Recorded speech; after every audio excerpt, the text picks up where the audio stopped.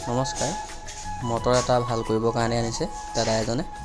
মটৰটো আপোনাৰ পানী উঠোৱা নাছিলে, তাৰপিছত এয়া খুলি চাই আছোঁ কি প্ৰব্লেম হৈছে।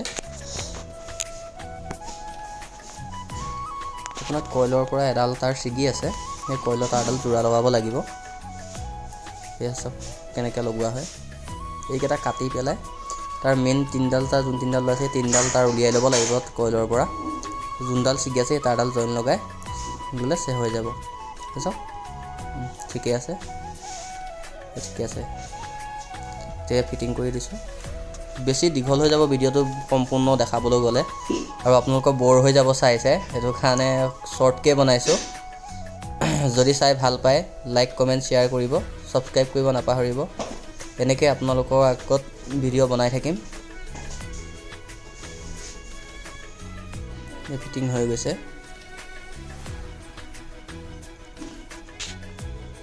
তাৰখিনি অলপ চল্ডাৰিং কৰি দিলে ভাল হয়। আপোনাৰ যদি ডাইৰেক্ট জইন কৰি তাৰকেইডাল পকাই পেলাই থৈ দিয়ে, তাত আপোনাৰ কাৰ্বন ধৰি পেলাই তাৰকেইডাল হেৰি হৈ যায়, এৰি যায়, বেয়া হৈ যায়, কাৰণে চল্ডাৰিং কৰি দিব লাগে।